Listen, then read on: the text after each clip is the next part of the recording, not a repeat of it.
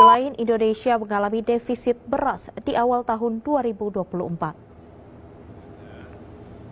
Kepala Badan Pangan Nasional Bappenas Arief Prasetyo Adi mengatakan, Indonesia kekurangan stok beras hingga 2,8 juta ton pada bulan Januari hingga Februari 2024.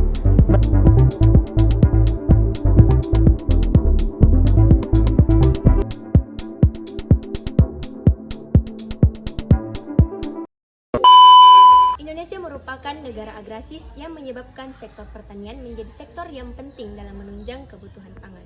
Pangan sendiri termasuk salah satu isu krusial dalam pembangunan di tingkat nasional dan global, sebab pangan merupakan hak setiap warga negara yang harus dijaga kualitas dan kuantitasnya. Ketersediaan pangan yang kurang dapat menyebabkan perekonomian yang tidak stabil dan juga dapat mengganggu ketahanan pangan nasional. Ketahanan pangan di Indonesia mengalami peningkatan pada 2022 lalu, tetapi jika dilihat lebih ke belakang, levelnya masih lebih rendah ketimbang 2018 sampai 2020. Hal ini terlihat dari data Global Food Security Index GFSI pada 2022 tercatat sebesar 60,2 lebih tinggi dari tahun sebelumnya, yaitu 59,2. Dalam 10 tahun terakhir, GFSI terbaik Indonesia tercatat pada 2018. GFSI mengukur ketahanan pangan negara-negara dari 4 indikator besar, yakni keterjangkauan harga pangan, ketersediaan pasokan, kualitas nutrisi, dan keamanan makanan, serta ketahanan sumber daya alam. Menurut penilaian GFSI, harga pangan di Indonesia cukup terjangkau dan ketersediaan pasokannya cukup memadai jika dibandingkan dengan negara-negara lain. Namun, infrastruktur pertanian pangan Indonesia masih di bawah rata-rata global. Pemerintah Indonesia telah memperkenalkan beberapa strategi yang bertujuan untuk meningkatkan ketahanan pangan di Indonesia dan untuk melawan tantangan-tantangan tersebut. Salah satunya yakni program Food Estate. Program Food Estate adalah rancangan pengembangan pangan terintegrasi yang meliputi pertanian, perkebunan, hingga peternakan. Pengembangan food estate diharapkan dapat menyokong tantangan kebutuhan pangan di Indonesia dalam menghadapi krisis pangan dan memaksimalisasi produksi dalam negeri. Produksi food estate di antara lain yaitu padi, jagung, kacang tanah, hingga tebu. Food estate umumnya dikelola oleh pemerintah atau investor swasta yang bertujuan untuk memajukan produksi pangan dan memberikan dampak positif bagi peningkatan ekonomi dan kesejahteraan masyarakat. Selain itu, program food estate juga berguna untuk meningkatkan ketahanan pangan di Indonesia. Food estate atau lumbung pangan yang diharapkan menjaga ketahanan pangan, tapi kok ribuan hektar lahannya nggak pernah panen. Ada banyak lokasi yang dikembangkan untuk dijadikan lahan produksi tanaman pangan. After, before, after, before, after. Food estate terbukti mengabaikan petani kita. Memang ada yang gagal, tapi ada yang berhasil juga. Food estate yang gagal dan merusak lingkungan. Proses bercocok tanam dipermudah dengan metode amplas atau ampol langsung yang sudah diterapkan oleh para petani suku Bugis. Metode ini dapat digunakan oleh para petani guna menghemat tenaga kerja sebanyak 32% dan akan menghemat 20-25% air. Metode amplas atau ampol langsung merupakan salah satu metode dengan cara menabur benih langsung pada lahan pertanian. Metode amplas atau ampul langsung juga sebagai alternatif untuk membangkitkan intensifikasi pertanian yang berkelanjutan.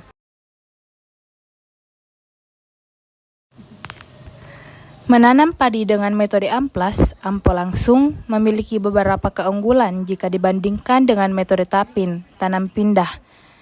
Pada metode amplas, benih disortir kemudian direndam di dalam bak yang berisi air dan ditiriskan selama kurang lebih 2 malam terlebih dahulu. Kemudian langsung memasukkan benih di dalam lubang-lubang yang dibuat dengan menggunakan tugal sebagai pembuat lubang dan mengatur jarak tanam.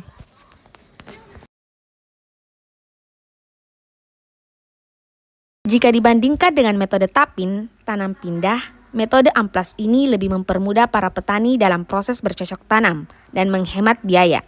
Tapin sendiri adalah metode menanam padi di sawah dengan persemaian dan selanjutnya dipindahkan ke lahan yang sebenarnya pada saat berumur 18-25 hari. Dengan menggunakan metode amplas di daerah tada hujan dapat mengurangi resiko iklim. Gas metana yang dihasilkan dari metode amplas lebih rendah 16% hingga 33%. Dengan menggunakan metode ini, petani dapat menghasilkan beras yang lebih banyak. Penelitian mengungkapkan, saat musim hujan, benih padi basah sudah direndam dengan metode amplas menunjukkan peningkatan produksi beras sekitar 6,7% hingga 13,3%. Sedangkan di musim kemarau, beras yang diproduksi sekitar 6,5% hingga 11,5%. Metode amplas ini juga memiliki beberapa kelemahan, yakni membutuhkan benih yang lebih banyak, membutuhkan pengolahan tanah yang lebih sempurna, proses pertumbuhan gulma di awal pertumbuhan padi lebih cepat, membutuhkan air yang lebih banyak, serta lahan yang lebih luas. Walaupun dengan adanya beberapa hambatan, kita tetap dapat mengatasinya. Seperti halnya dengan pertumbuhan benih yang tidak merata, kita tetap dapat mengatasinya dengan cara memeriksa kualitas benih terlebih dahulu dan memeriksa kualitas benih secara rutin pada lahan. Dari penjelasan tadi, dapat disimpulkan bahwa dengan adanya strategi dalam mengembangkan food estate sangatlah diperlukan untuk mewujudkan Indonesia swasembada beras ke depannya. Kami memberikan solusi kepada para petani di Indonesia, khususnya dalam proyek negara food estate untuk menerapkan metode amplas atau ampol langsung.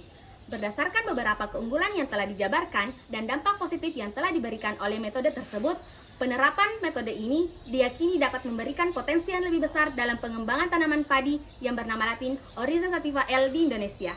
Maka dari itu, esai ini dapat dijadikan sebagai acuan bagi para petani untuk mewujudkan Indonesia swasembada beras 2026.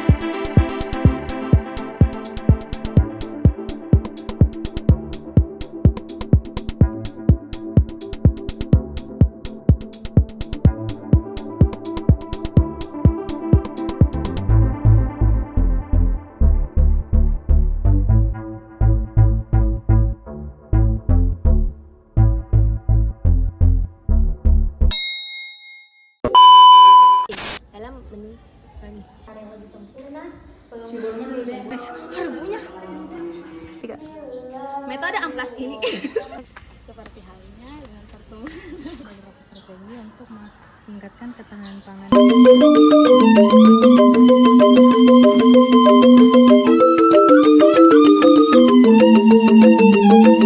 Jakarta.